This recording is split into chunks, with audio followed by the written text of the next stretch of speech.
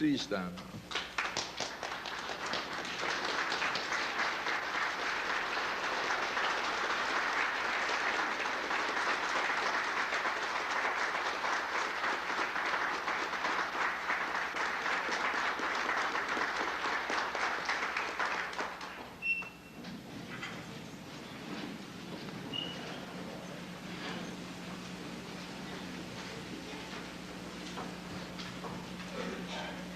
Most worshipful Grand Master, your officers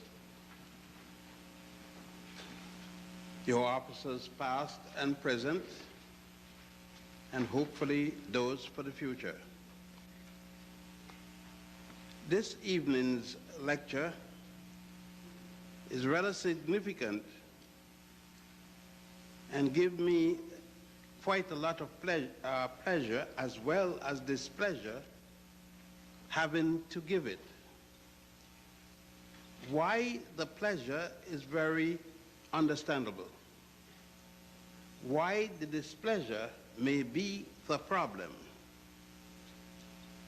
But the problem comes not from the persons receiving it, it comes from the manner in which they receive the information for what they have. I brought with me, as you see right here, two basic books. They are books from Egypt. When these books were written, there was no God by the name of Jehovah, no God by the name of Jesus, and no God by the name of Allah. Yet African people were here in this world.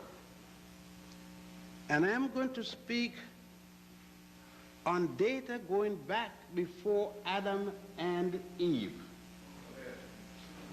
There were no Adam and no Eve from whence I'm going to speak, and the world was here. There was no book of Genesis because the Hebrews gave us what is called the 5 books of Moses. And the first Hebrew was a man called Abraham. Abraham was born in the city of Ur in Chaldea. It is spelled U-R, Ur, and Chaldea is spelled C-H-A-L-D-E-A. He was born around 1700 before the Common Era, as you may say, before Christ. That means that his mother was here. I said he was born from a woman and a man, meaning both parents preceded him, and their parents and ancestors before them preceded him. He was born after there were already a nation and many other nations that were neighbors to that nation, and there was no state by the name of Israel yet. So I give just slight background to start so that you have no problem in understanding that Solomon wasn't born yet.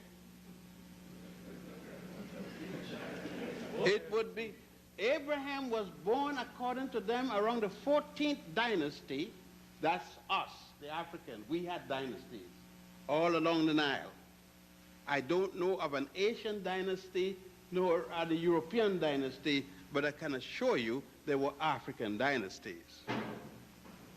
Thus, if we had dynasties, we had pharaohs. As a matter of fact, we had the first one.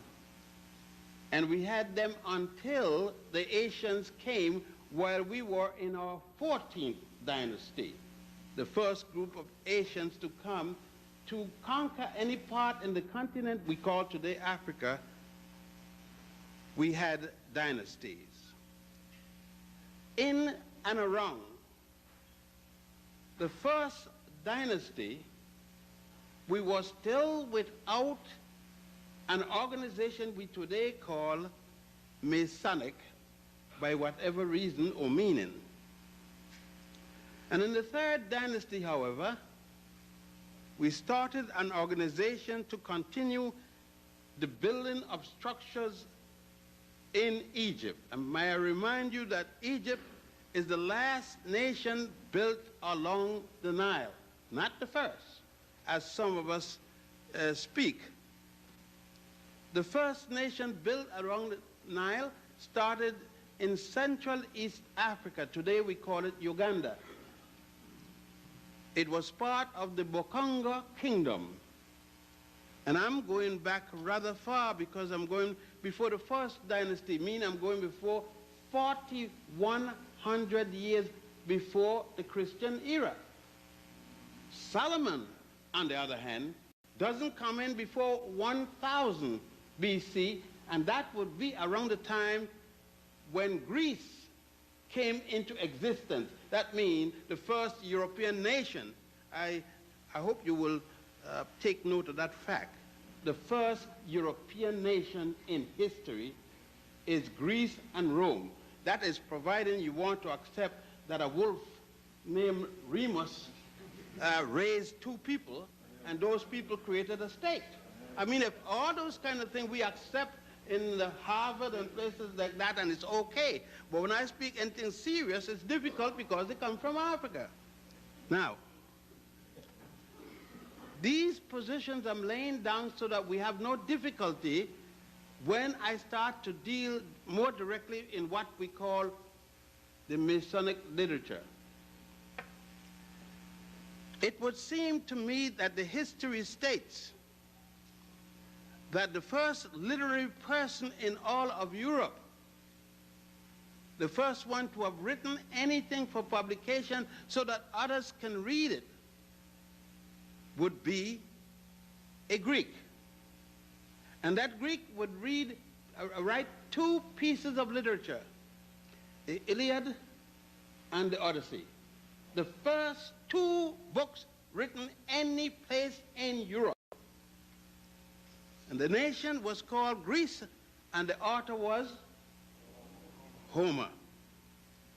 There is, I will put my life on it, no other work written in Europe prior to that, to those two books, the Iliad and the Odyssey.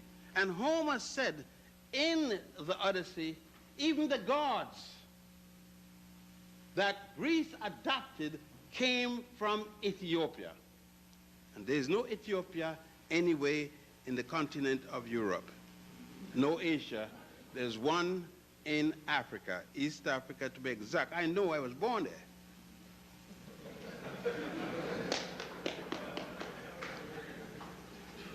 Now, that as it is, we need to move a little, but I just thought that it was necessary to establish this point.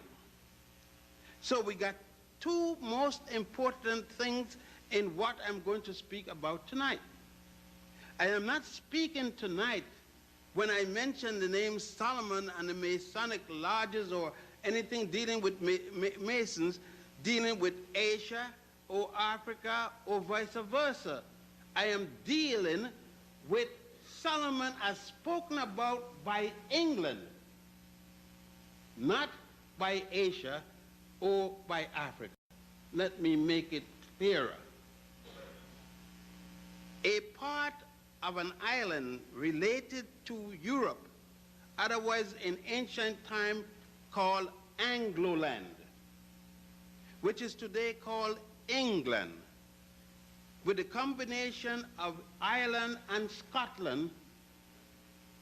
This land took upon itself, after finding some documents in Egypt, a part of Africa, Northeast Africa, did translate those documents for the purpose of their own. And out of that, using with what was developed as the Holy Grail in an attempt to conquer part of Asia and part of Northeast Africa, in that they continued on, adopted certain teachings, and did call that today what we know as the Masonic principles. Those principles were attributed to a condition dealing with one of the head of the Hebrew government, one man by the name of Solomon. The same Solomon, it is said, that had a relationship with the great queen of Ethiopia by the name of Makeda, which you commonly speak of here as the Queen of Sheba. But may I remind you, Sheba is in Asia. She was the queen of Aksum, because what is called today Ethiopia was then called Aksum. Ethiopia is a name given us by the Greeks, not by ourselves, as we have had many other names. So she was the queen of Aksum, but the empress of Saba. Let me make it clear again. When a queen has a land, she's the head of that land. When that land under her captures another king or another country, another land, she then becomes empress of the land she captured. And that's I need that qualification because it becomes very important in my discussions. There we have now, for the sake of time, we must make some things very clearly. Why did we need any kind of organization, whether it be from one or the next? Number one, something had transpired in what is today called Egypt, from the Greek Egypticus and the English Egypt, the Africans Tameri, and other people have different names they call Egypt, especially the Jewish Mizraim and so forth. What had transpired is that in the third dynasty, a revolution took place, and the revolution was something that has put the world on fire ever since: the building of stone structures.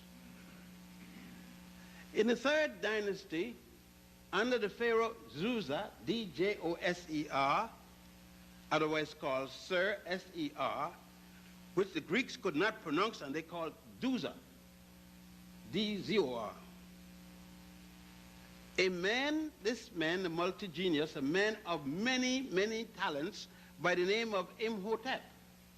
Most of us knew him first as a physician. And we said that he was the first physician when in fact we have still found out that his mother was a physician and his two sisters were physicians and many other people before him were physicians. But nevertheless, that would be enough for the point. Imhotep didn't want his pharaoh to be buried as other pharaohs before him because the place in which they were buried soon rotted, and there was no proper way in which you could protect what was left. Thus, he pondered consistently for a place to bury the pharaoh and the method in which to, and finally came up with the use of stone, masonry. And that is where the aspect of the word masonry is going to start. Imhotep died in the third dynasty around 2785 before the Common Era. Solomon was born not before 1000 BC. So Imhotep was over 1,200 years older than Solomon. And he's going to introduce what we today call Freemasonry. 1,200 years before Solomon. So if Solomon is the father of Freemasonry, what would you call Imhotep? The grandmother? No, but I understand. I understand because the European told us. And if they told us, it got to be right. Irrespective of the data that we deal with. Let us continue.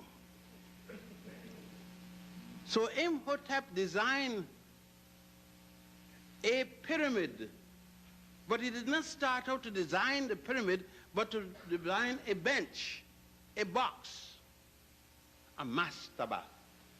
Mastaba is an Arabic word. The Arabs weren't there yet, by the way.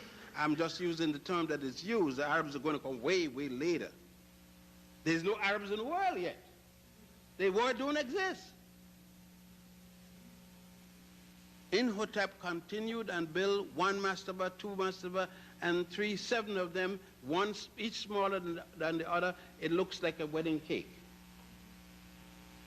Today, the step pyramid at Saqqara is still there to the present time, that you can go anytime to Egypt and see, as so many other of the 91 pyramids, covering over an area of 10 miles square. So it is that particular pyramid that we are interested at this particular point. May I remind you, there is no God at this time by the name of Jehovah. None named Jesus and none named Allah. I must remind you, because it's very important, that your ancestors worshiped different gods and goddesses, none by that name. They are not going to do that until they are in the 14th dynasty, when the Hebrew would come to us, Abraham or Ibrahim, as you may say, would come and then introduce his concept of a deity. When we go back to the book of Genesis, after worshiping the goddess Hathor or Het-Heru, the goddess that looks like a cow with woman's ears, goddess Het-Heru. You recall that when Abraham is having to make the sacrifice with his son, offer to make the sacrifice with his son, and that was the goddess, the cow goddess that they showed then. It was the cow goddess that the Ethiopians, the Nubians, and the Egyptians carried with them when they went all the way to India, struggling. When they conquered the city where Abraham was born, they conquered that city and changed the name from Chaldea to Punt. It is at that time, however, that Imhotep gathered around him the men who worked on the pyramids of Saqqara, and given each of them respective name based upon the jobs in which they did. They were the master mason, and I would, in some of these cases, my brothers, I will not define the relationship of certain titles to a certain job, because you will understand why I am not doing it. Because at this moment we will not speak on each other on what level or the other level, or who's right or who's wrong. We're not going to speak of that. We're speaking on another thing altogether. In so doing, the brothers were placed, and certain symbols or tokens, as you may call them, were placed on the individual. Men were given a certain designation and responsibility which they had. But something was more important than that also. Since the ancient Egyptians, as I'm using the term you know, had to be reminded, as they reminded themselves, from whence they came. Any organization they had to relate back to the central position that they came from, the beginning of the Nile. That is why one of the major papyrus still states, we came from the beginning of the Nile, where God happy dwells, at the foothills of the mountain of the moon. Let us dissect this. We came from the beginning of the Nile. There are many places at the beginning of the Nile. The furthest point south will be in Uganda, the White Nile. By the way, since there is no Lake Victoria, they may have one in England, but they don't have anyone in Africa. So we will go back to the original name, Mwanja Nwanza. And we will call it that because that's what the African name it. The fact that they came from England and name it what they want don't mean we have to follow it. When they're gone, we go back to what is ours. So Mwanza Nyanza. And They said from the beginning of the Nile. But there is another part of the beginning of the Nile. It starts in Ethiopia, Lake Tana, and it's called the Blue Nile. The Blue Nile and the White Nile flowing down north, not down south. We're not here. We are in Africa, and north is the lowland, south is the highland, and it flows down north and merge, both rivers merge at a place called Khartoum in Sudan.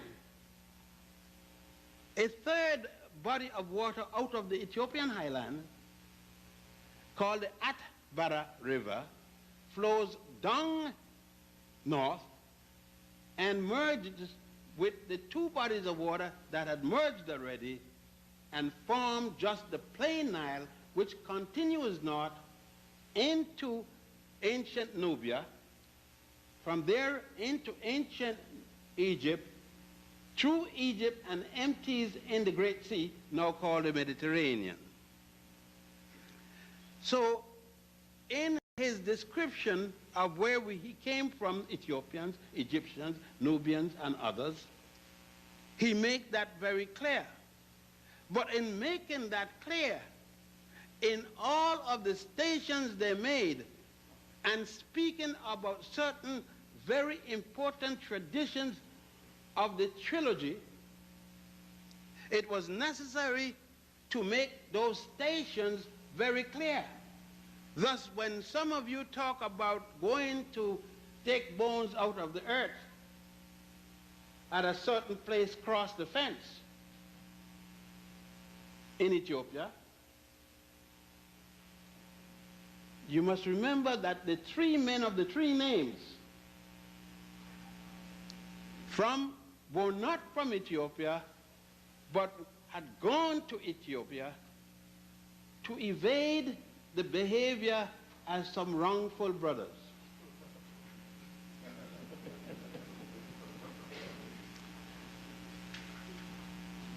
When they went to Ethiopia, they did not go to Ethiopia with the Western title of 33 degrees, symbolic of the life of Jesus. Now let's face it, where the 33 comes from. A circle is not made of 33 degrees. It is made of 360 degrees, and each quarter of the circle is 90. And you will have to go to Meroe to go to the second quarter.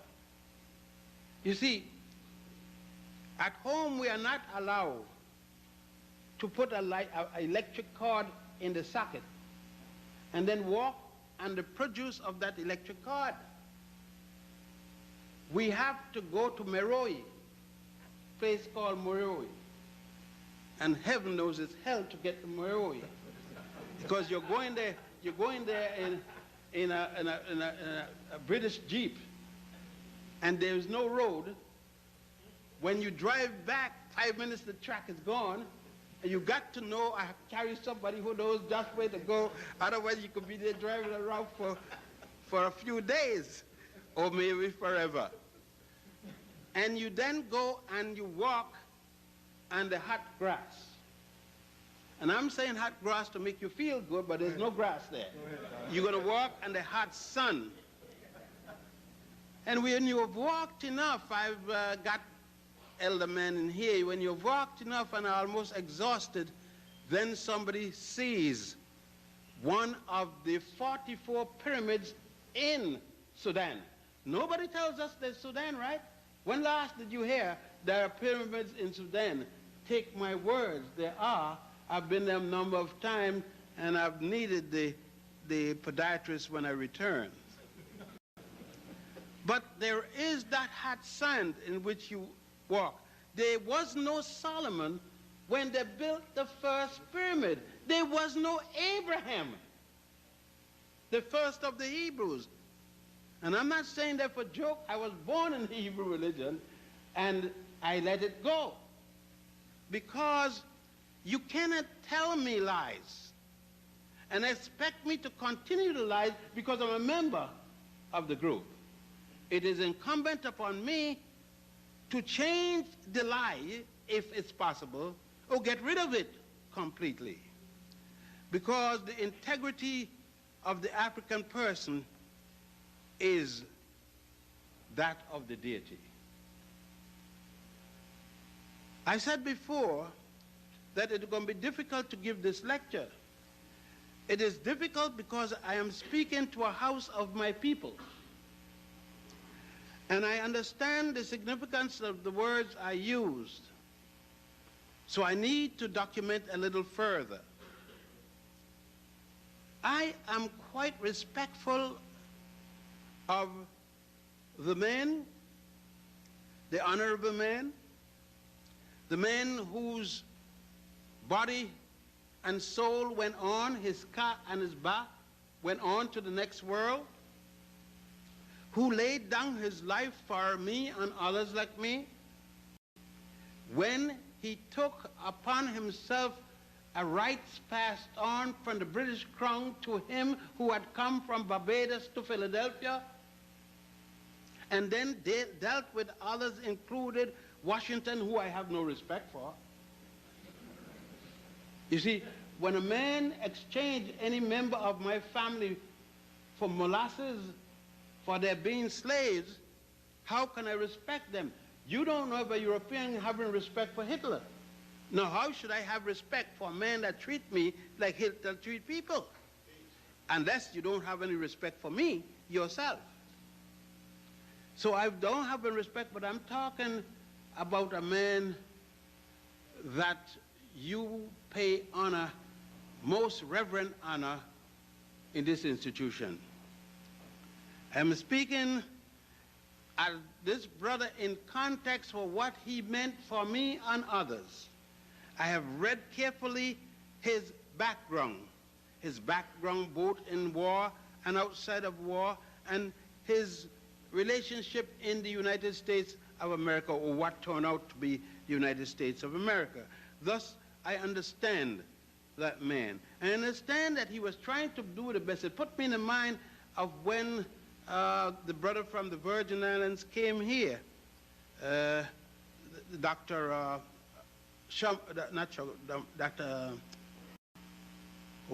Blyden, Dr. Edward Widmore Blyden. When Dr. Blyden came here to Atlanta, ATC, the religious institution there, you should read what Dr. Blyden said, and you would vomit. You would get sick.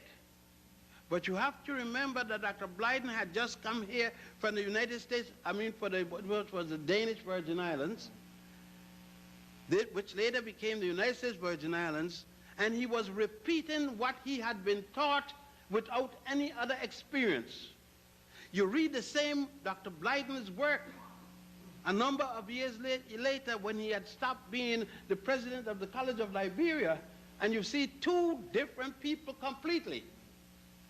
In the first case, you are seeing a little slave with a slave mind.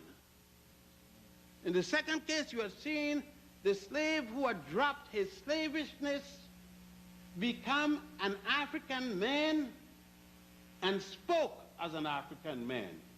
It is Blyden is the one who had given us the term, what does the European have that the African woman have to take as a model for her beauty? The question, of course, was answered itself, and the answer was nothing. Back to the Masonic principle. It is in this context, then, that Imhotep laid down the value of the Masonic principles. Masonic principles. And the first principle he dealt with is the concept of the one and only deity. We talk about the one and only deity in Judaism, Christianity, and Islam, and there still is no one and only deity. We said the God above all other gods. For I am a jealous God.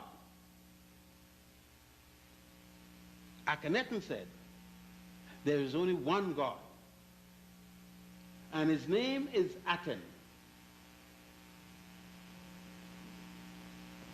One said there's only one God. The other one said, I am above all the others. Judaism, Christianity, if I'm wrong, correct me. But we can't deal with it because it hasn't been endorsed by our European masters yet. Probably it will never be too late. Someday we will all recognize a God, because if I brought a picture of God here and try to put him in this hall, I may not be lucky because he may not be the right color based upon some that I've seen. But when Imhotep decided to inaugurate the first lodge, L-O-D-G-E, he made a distinction between the church or the synagogue, or we'll call it what, the house of worship. That would be the best thing to call it, so there'd be no difficulty. He made the distinction between that and the lodge. And when he adopted what they call the village lodge, the city lodge, the lower lodge, not the one attached to the pyramid, because that one was for the operation of the human body, to remove the intestines and other aspects, including the heart, soul, and to put them in the canopic jars. The placing of those things in the canopic jars was part of the Masonic order, part of the work in which a Mason had to perform. I ask you, gentlemen, do you perform this work? No. We don't any longer, because England, the English House and the Charter House, said that we were not interested in the actual act. Up until the death of Selassie, to be a member of the Ethiopian inner house, those who were in the inner house had to perform this act, as well as their ladies here, so as well as certain other things. I know you would bear with me understanding the circumstances under which I have to speak. But anyhow, those traditions in which were being established at that particular time were held and carried on. Different stations or different applications were used, and in them they then adjusted this book. What I have before me here is an original copy of the Book of the Dead and the Papyrus of N. You may have heard of it. You heard your Bible speak of the last book of the Bible. And you say, I brought it. It isn't where it is, where it isn't, and it's in 3 languages. It's in Medo-Nesha, it's in Greek, and it's in English. So if you have any doubt in either one, you could check it out. And I am not able to carry it a block. I'm not that young anymore. But I brought it for you to look into it and to see certain things that you will recognize. A lot of things in there you would recognize. That is like when I went to a mosque one day and to a synagogue and so forth, the sister was testifying. And I was in suspense. A woman testifying? Where did she get a testis to testify?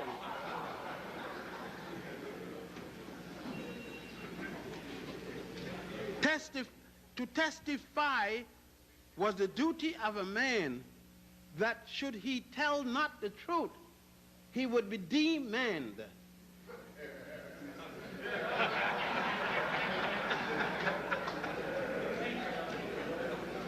But then I realized that everything has become symbolic in the West. What we are doing is symbolism.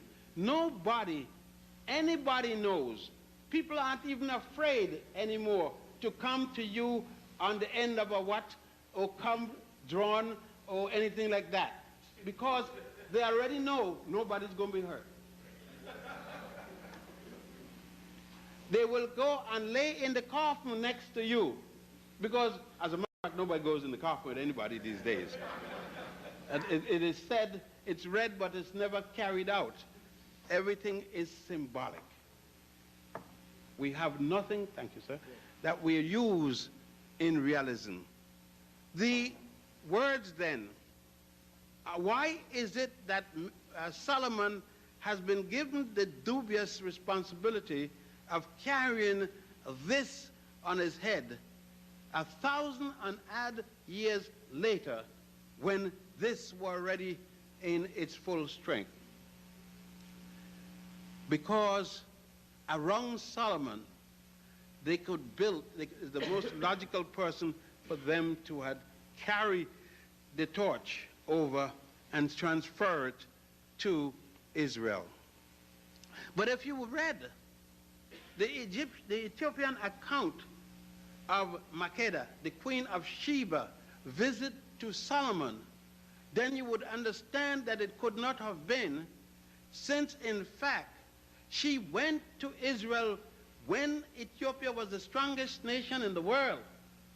And she went with a delegation, gave him her body, and took what the little did have, took that away, plus a promise that when her son Makeda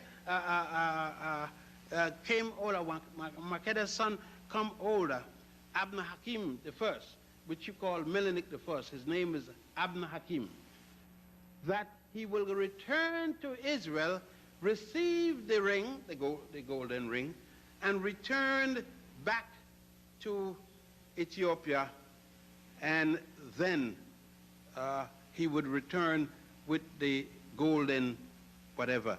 Now that is a mystery, because it isn't in Ethiopia and it isn't nowhere, but we know what is called in Egypt the golden box, for the confined one.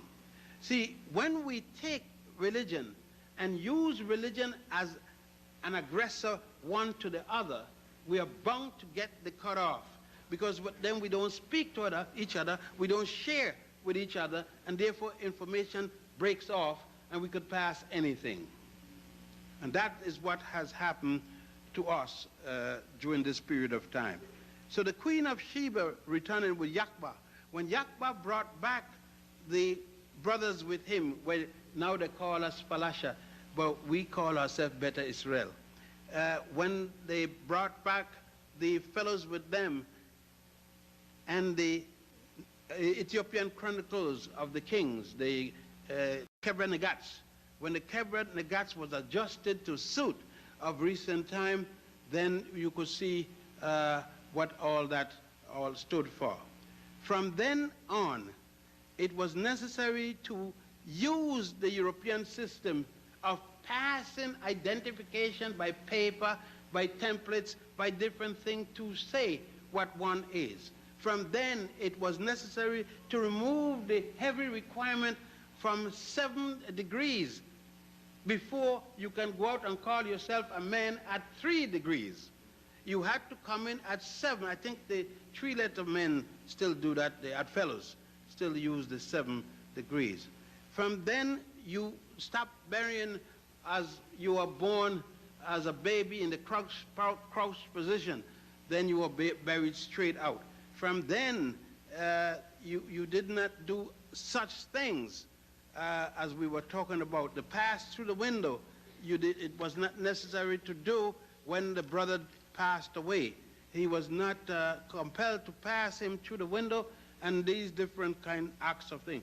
I think it was Churchward, Dr. Churchward, FPRS, in England, who wrote 8 different books on Freemasonry.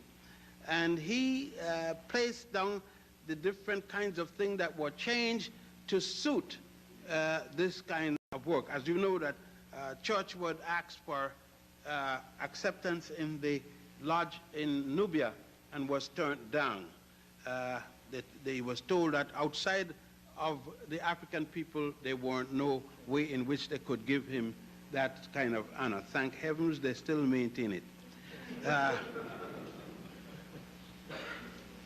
You see, when one looks at this, look what has happened. Remember that this remains strong. It remained the defender of certain things until the Roman Catholic wanted to thrust its muscle in Spain. And during the period of Inquisition, the Masons found themselves in a lot of difficulties with the Roman Church. Out of that, the superintendent of the order, as you know, the Jesuits are not members of the Roman Catholic Church.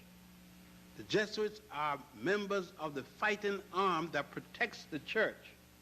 The superintendent is the head of the Jesuits. And he had lived for many, many years in Spain until 25 years ago when he was carried to Rome to live, but not under, but in conjunction with the Roman Church. And at that time, the Jesuits started. But again, we must go back to the history. Here we are again. Louis Molina. Louis Monroe, a man whose parents went to Spain from Mauritania, an African carrying the name of a Moor, was one of the strongest Jesuits, one of the first of the three that formed the Jesuit order. And he moved first against the Protestant and others. There were a number of others, Jesuits, of course, from Mauritania and other places, but I needed to bring them up in your memory. The using of the 7th degree to bring a man into the entry, and that's as much as I can say about that right now, had not been carried away until much later. Of course, the three-letter men pick it up. That's the three circles. And they instituted it, whereas symbolically, many of us still maintain the three things. What becomes difficulty, however, is how does ourselves, as African brothers and sisters, communicate with each other in letters which we could understand, that the letters itself become ambiguous in that some is a 4 letters, some is a 3 letters, some is whatever the letters. And we are able to sit down continuously speaking with our former master's children, asking to find a way in which we can work, but we don't sit down with our own. Now you explain it to me. Explain it that I can sit down with any European group and talk peace, talk in merger, but I can't sit down with one person looking like me and speak merger. Why? Years and years of induction as a slave. That mentality continues. And that means the world over, including at home in the motherland. Something must be wrong. Until that day when we can speak to each other. Like I told a man, he said to me, "What are you?" I said, "A man." He said, "No, what kind of a man?" I said, "A straight man." Because these days you can't tell a man from a woman. And they told me it's a matter of preference of sex. And I said, no, my sex don't go that bad.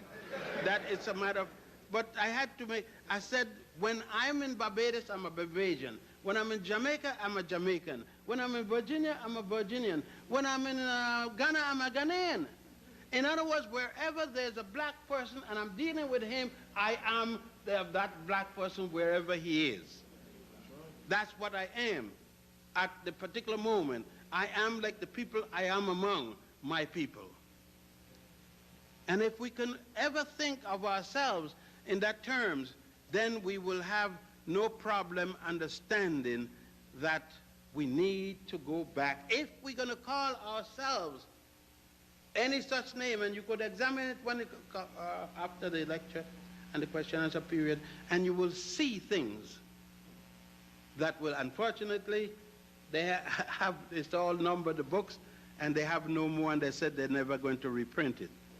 But I just wanted you before the question and answer period to deal with this. There is a greater extent to this lecture, and I know the sisters are going to feel a little disdain. But sisters, if I came to a lecture given by someone for you, discussing your relationship to something this important, I will understand that I am not female. And because I am not female, there will be certain things you're speaking about that I cannot get the intricacies, because I'm not a woman.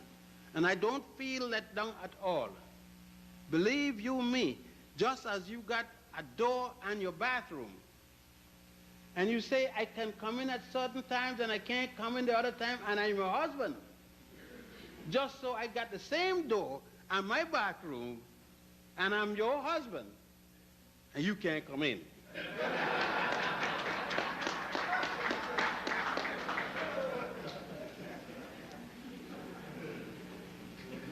So everything I'm doing is for the benefit of both of us and the children. But at times, you know, things have to be done in our own behalf. Bringing it down to an ending for a very strong question and answer period, and please don't be afraid of me. And on Mondays or Tuesdays, I do not wear my gorilla head. It's the other times. And you may ask me anything. If I do not know, I will tell you I do not know, because there are quite a lot of things I don't know, more than I do know. And feel very glad of the fact that I don't know a lot of things, because it's abnormal. Now, understanding all of this, my brothers,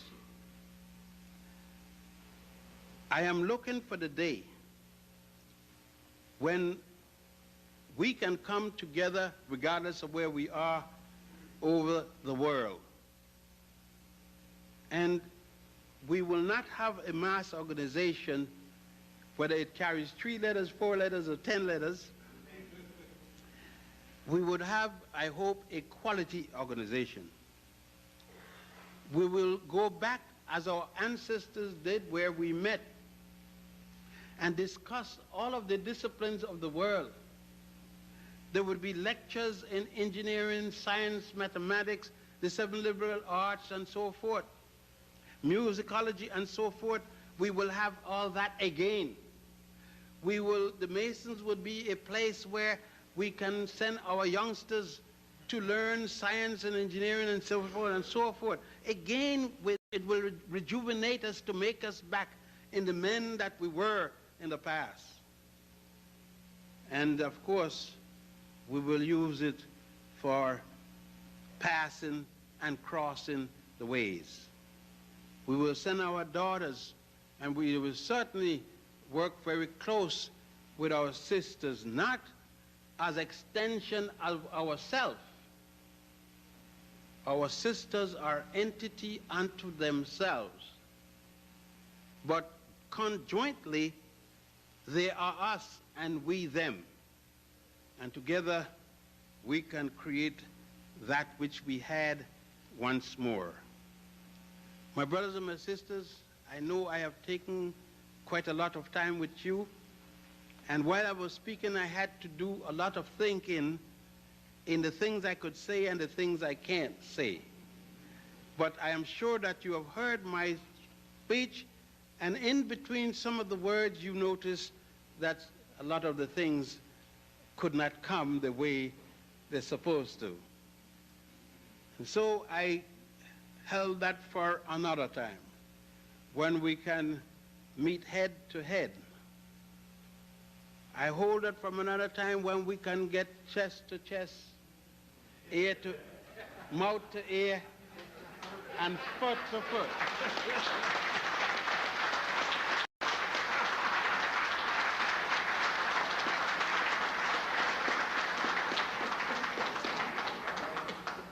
And then, my brothers, we are not could change this around. We will change it around. I never once, and I'm not much, only just 76, but I recall when my father was, I'm going to finish on this, when my father was 102 years old, quite a young fellow, and he had broken his hip. He was blind because of diabetes, and he walked on a mango, he was an attorney, he walked on a mango seed and slipped. It was freshly eaten.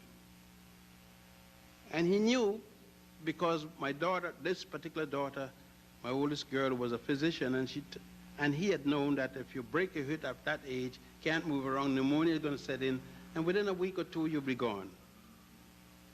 And my father was telling jokes. The doctor had told him to stop smoking, and he said, "For what?" He said, "I'm going to die." I mean, if I going to save something, then tell me don't smoke. But if I'm going to die just the same, let me smoke. So Dad used to tell a lot of jokes, something similar to me, or I'm similar to him. And my daughter went to him this day in the hospital, and she said to him, "Granddad, what were you trying to do while you broke your hip?" He says, "Well, darling, you know that I'm blind, and I was trying to catch my girlfriend."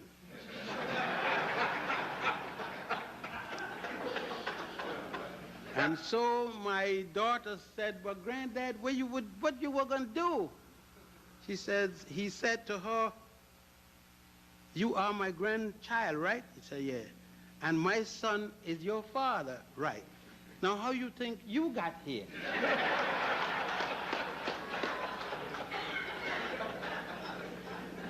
And so it got to my daughter, and she continued to laugh hilariously, and so she turned back to see the old man for the next punchline, and there he was with his face laughing. And that's what they covered it up, that he died the way he lived, always telling a joke. I hope I don't die this way, but I hope I say to you, peace.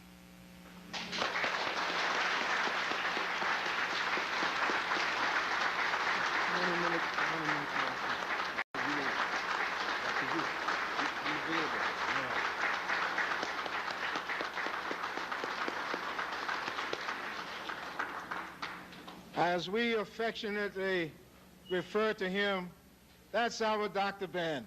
Let's give him another hand.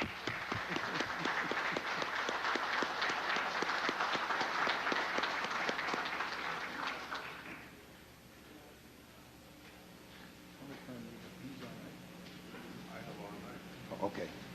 All right. You're first. Rainey, you have the, which mic you going to use? You don't have one? Okay. All right. At this time, Dr. Ben is going to honor us by permitting us to ask questions, and he will answer. And since the Grand Master is here, I most certainly have to yield and permit him to ask the first question. Grand Master. Thank you. Dr. Ben, I have one question which is broken into two parts. The first is, how old is Masonry, and where did it start? Masonry officially started in Egypt with Imhotep. It started when Imhotep completed the pyramid as Saqqara and also the worship temple in the valley. And that will put us to about 4200 before the Common Era, 4200 BC. It was approximately 3,200 years before the birth of Solomon.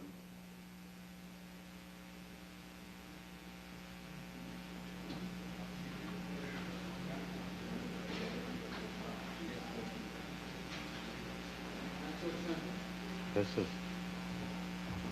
Thank you, my brother. Good evening. Everybody.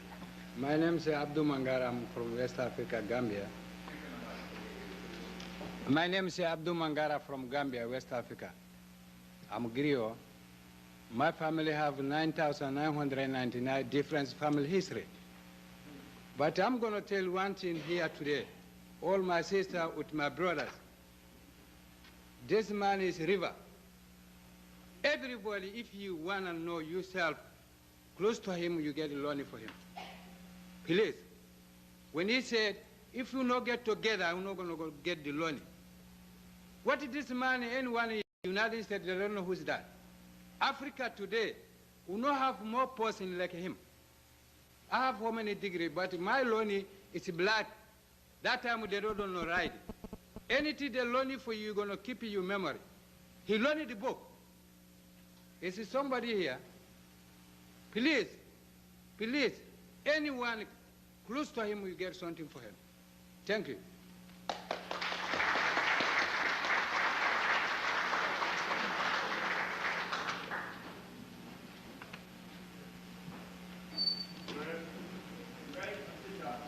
Yes.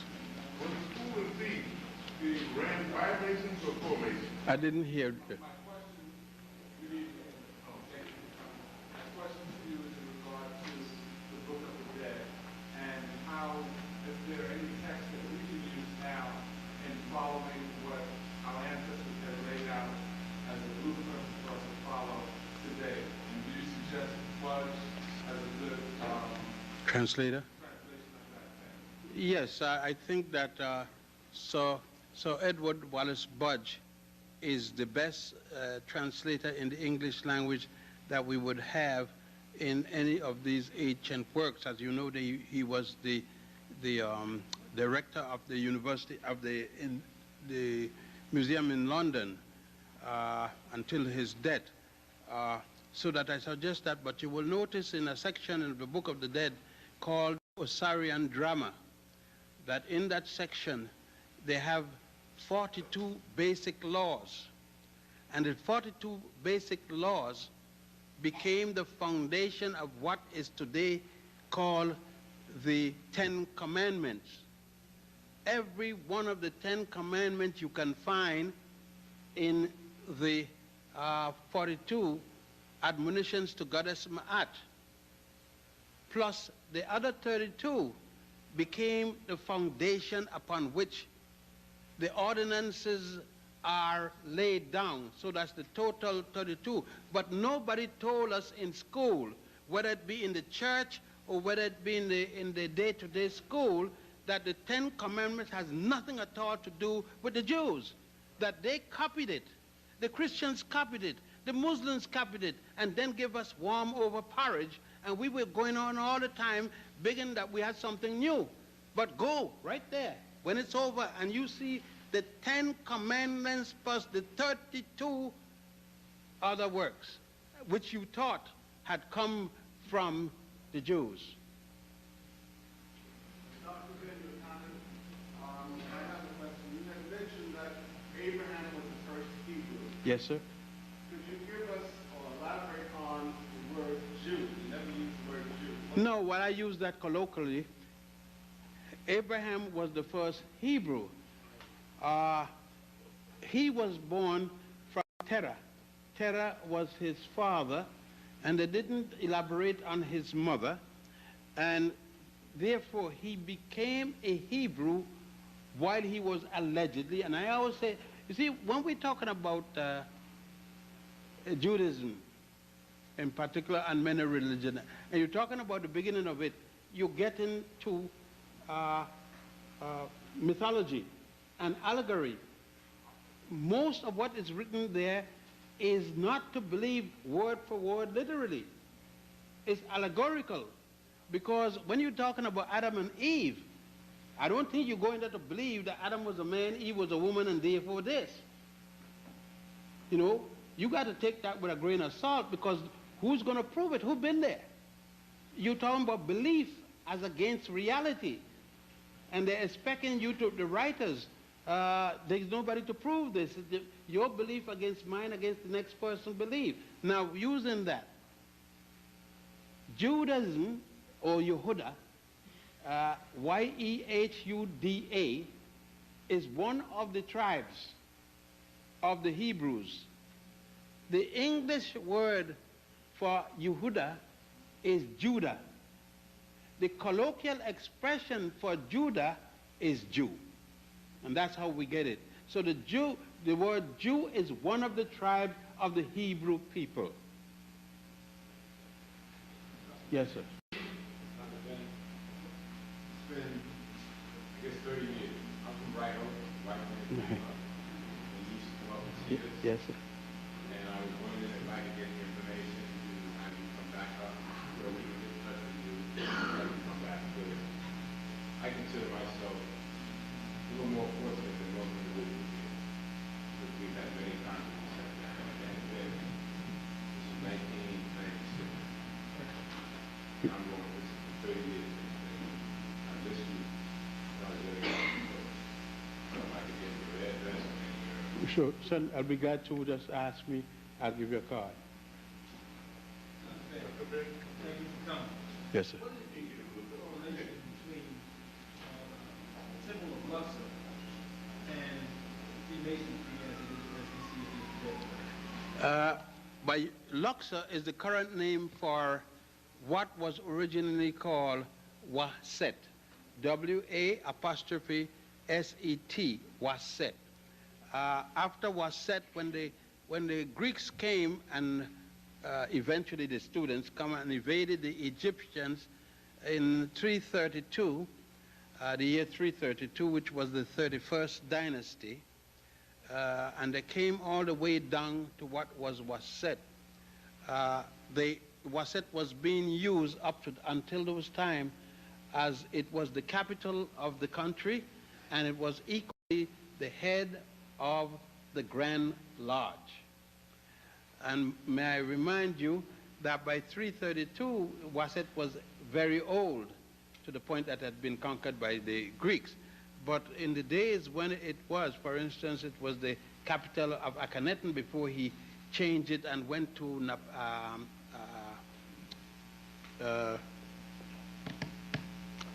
the city of where they did the special artwork. It's the tongue of Akhenaten, but there's a different name, and I'll catch it, remember it before I finish. And when he went there, it was the capital under which Akhenaten did much of his rule. It was where Ramesses II did most of his work relating to his activities in wars against different states. It was the council. When you come to Waset or Luxor, Luxor is called the city of thousands of windows. When you come there, you would notice that it was occupied by over 40 different pharaohs and queens, and each of them established something that relate to them personally. For example, 2.5 miles from Waset is Karnak. Karnak, you heard of temples. If you take St. Patrick's Cathedral downtown, you take St. John Divine up here on 110th Street, you take the Cathedral of Notre Dame, and you take the one in England, put them together, you could still run the Indy 500 around them. That's literally, you go there and you could go down for as far as you could see. You would see that that is the temple. Temples within the temple. And got its own swimming lake for the priests. And that's why I said, if you go one time here and you had the belief that I didn't have much, you would lose it immediately. You would come back stepping on grass in the air.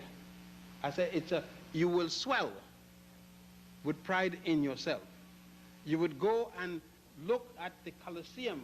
You would look at, you know, I used to have one time, and I've been carrying trips since 1945, and I used to go to Italy and the capital outside of the capital of Greece, and then come to Athens, and then come to Egypt, just so they could see what happened. Just there so they could see how the European copied the African and then bring the people back. And now I figure it's a waste of time going there anyhow. So I say you could always buy a postcard and see it. Yes, sir. Next.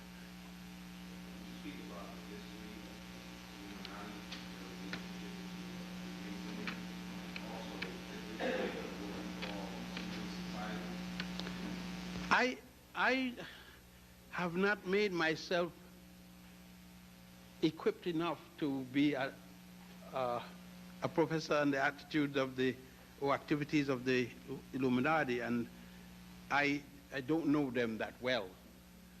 And I think that if and for me to speak on something, I got to know it well, intricately, in and out.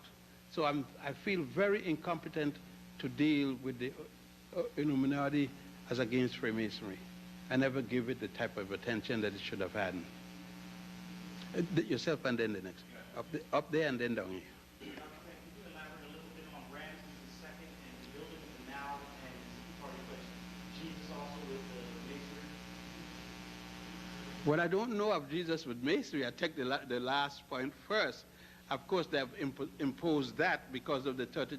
You see, what Masons in many lands have done is to make it to suit everything. And it doesn't suit everything. And I don't see how somebody can bring it and showing Jesus as a Mason. I don't know. I thought that I've read enough about the Christian religion from different aspects of it in my comparative religion. I studied with it too, but there's no record of. And I want that to be careful that anybody could know what nobody can attach Christianity to Jesus, because it is thousands of years before there is the figure called Jesus. Now about Ramesses II, Ramesses II, the son of Seti I. Seti I was then the pharaoh at Luxor, what is called Luxor, Waset. When Ramesses got young and was the prince, he moved Ramesses to the temple at the world's first known Holy Land. You know, people talk about Holy Land. The Holy Land down at the temple of Seti I was the Holy Land of the world. There was no other Holy Land yet. There was no Jerusalem, there was no Bethlehem, and certainly there was no place in Arabia, Mecca. And there was this Holy Land. By the way, the Holy Land is closed now for repair.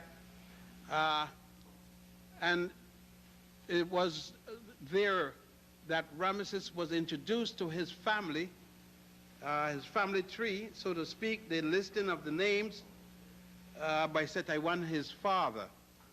It was there that he was carried through to the throwing of the bull. I know the throwing of the bull may be something that some brothers are familiar, but I don't mean that kind. The Pharaoh had to throw the bull every 10 years, and his son was taught how to throw the bull. And it was there that, as I said, the first, and we don't speak of it. We speak as if when we go into Bethlehem, as if when we go into Jerusalem, or when we go into Mecca, we're going to the Holy Land. But forget that there's a Holy Land still there in Africa thousands of years before those others existed. And that what we got as Holy Land and I think are copies from what the Africans did. The sad thing is that we belittle what we have done and we adopt everything others have done.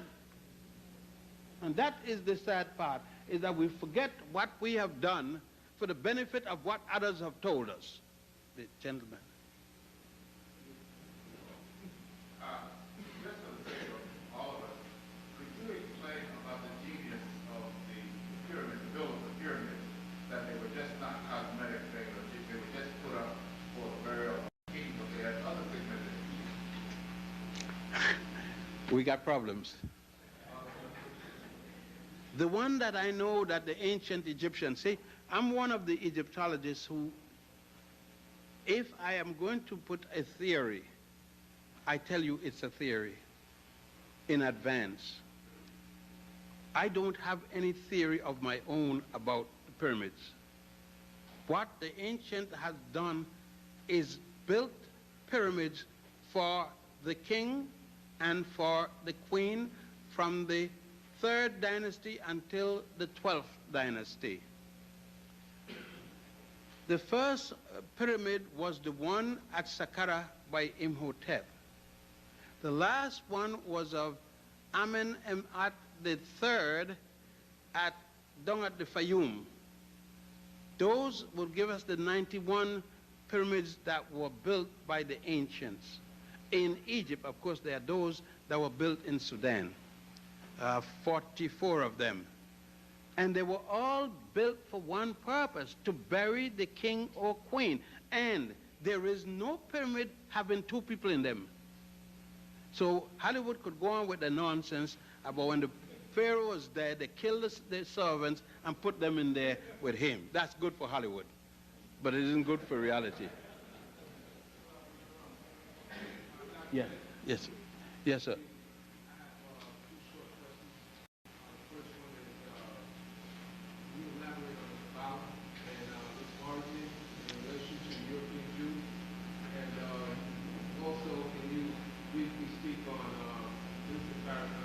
No.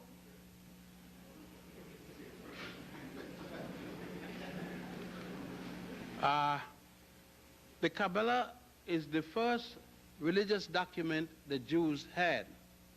It preceded the 5 books of Moses. Because, you know, if we are talking about Moses, we got to be talking about, he supposedly had a fight with Ramesses II. And Ramesses II took over the throne of his father when his father died in 1291, and he succeeded until 1232, a period of 67 years on the throne. So we will have to take that, and there wasn't a single book by Moses. You know, I like this aspect of religion. We speak of the 5 books of Moses. Moses never wrote a word that we have. The 5 books of Moses is named for and in honor of Moses. But Moses was dead before the first word was written. It was published in 700 BC, and Moses disappeared. Nobody knows where he went in 1650. And most people believe that Moses wrote something. Yes. The gentleman.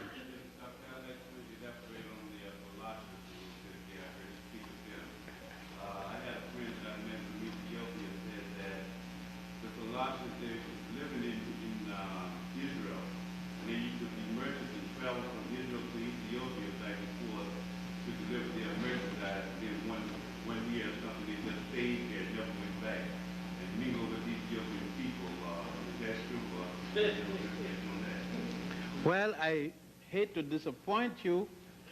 My father was an Ethiopian Jew. I am an Ethiopian Jew. I don't practice.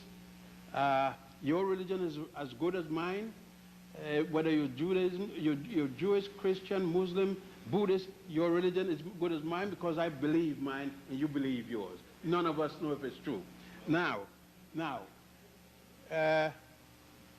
go in your Torah, and in the book of Exodus it speaks that Moses married the daughter of the high priest of Ethiopia. It's in your book. If you're Muslim or you're Christian or you're Jewish, it's in there.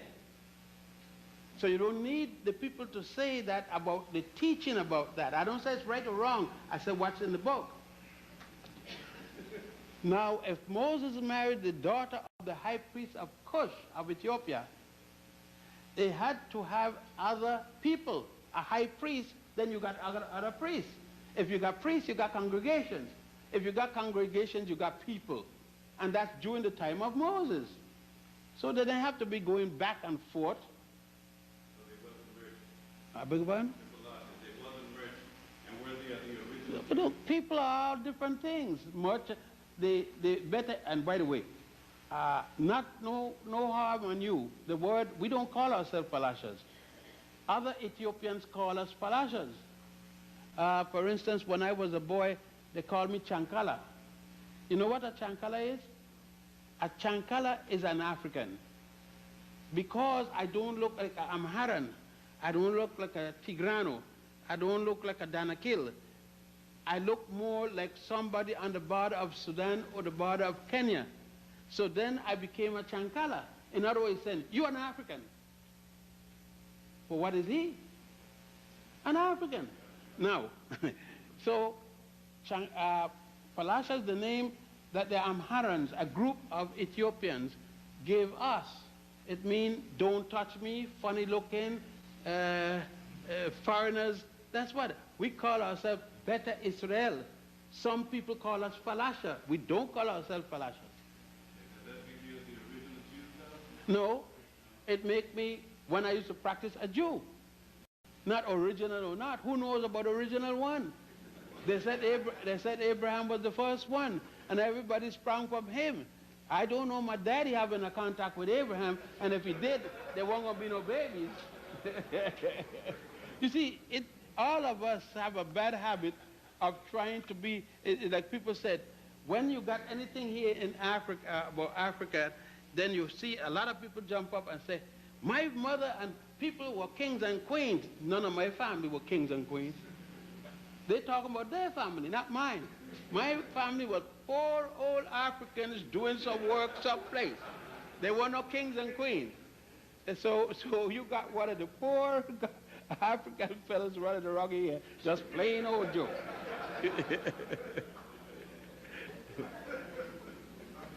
Yes, sir. I understand that lately they so-called discovered pyramids in South America. Yes. Are these pyramids related to those, any kind of connection with those in Africa? I am not a special, or they call them perimodalists. I am not a specialist on the construction there. Based upon what the statement is, they were primarily used for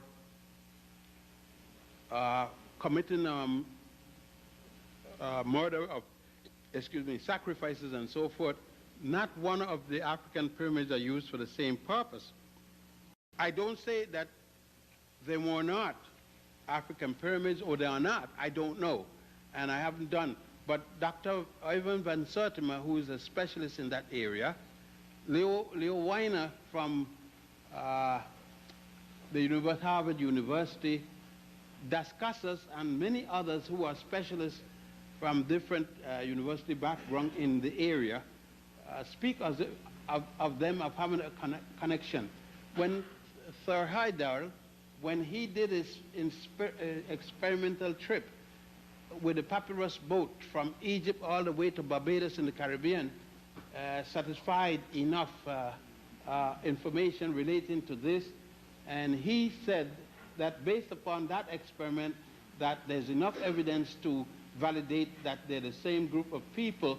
He showed the collection of coins in the Caribbean, and looking at the findings of Pigafetta. When Pigafetta was there in the early part of the quote-unquote experiments to the Americas, he validated them in his log of the ship. That's the best, but I personally am not, that's not my specialty, so I refer you to Dr. Van Sertima.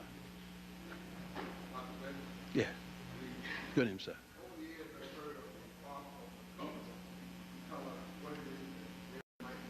The Ark of the Covenant, you could see the exact copy. It is a copy of the confined one, the box of the confined one, which the ancient Egyptian had. The Jews copied it in every detail and made one of their own, but nobody can tell you where the Ark of the Covenant is. They do have a confined one in the museum in Cairo, and that's kept, you can go there and view it, but it's kept very well in protection. They talk about one in Ethiopia, but nobody have ever seen it. And they keep people ignorant like that, so you always look forward to it, but nobody have ever seen it. One more, please. One more question, please.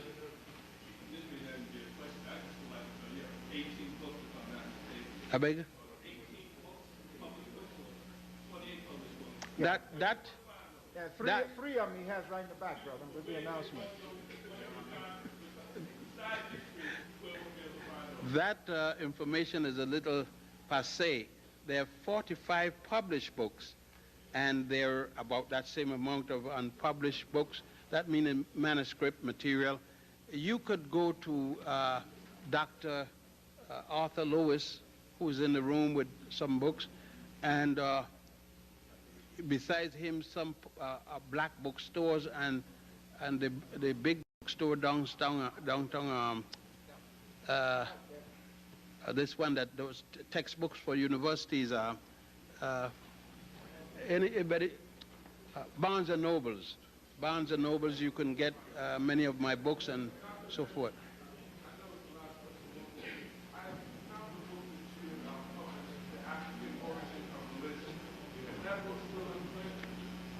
Yes, I think that book is still in print, and Dr. Lewis can have it. I think he has gotten from the publisher about 200 new copies that were lurking around. Okay. The brother. Yeah, this is the last question, please. Thank you. What I want to know is, was it taught by Masons to the common man, or was it a school of Masons?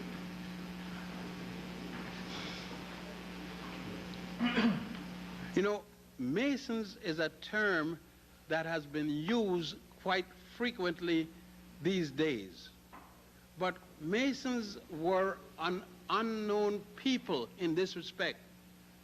From man to man, you didn't know a Mason. A Mason didn't walk around the street and say, that's a Mason. Masons were people, that's what they call them secret, one secret, but they were people who did not advertise themselves. They didn't march in parades. They didn't carry signs. You know them by the way they live and the things they said. For instance, when I go home, I don't walk around with rings. When a person sees me and he wants to know, he comes up next to me, say what he has to say. If I want, I respond. If I don't want, I don't respond. Most of the time, I don't respond because I realize that in Egypt, most of us are underground, what you would call underground. We can come above ground according to what the government say, but we know from past experience, every time we come above ground, we have been glad to get back down underground. So only those of us who are known, for whatever the reason is, stay known. But the vast majority of us keep ourselves very much concealed, and we are known by our behavior and not by the high visibility. Thank you very much, Dr. King.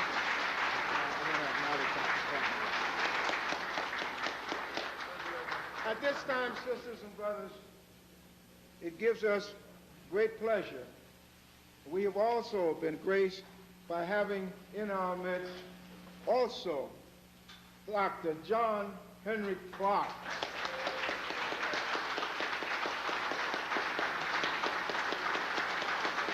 don't know if he wants to say something or not. Doctor, stand up so we can get the video. He's going to say just one word. Oh, okay.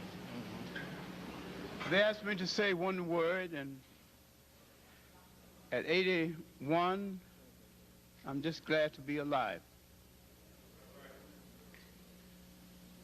Thank you. You got the picture? Yeah.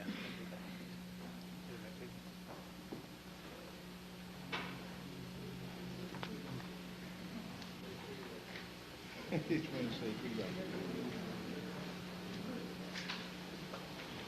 we have sisters and brothers who travel from Brooklyn and throughout. We have with us from Enoch Grand Lodge, is Grandmaster Butts in the house?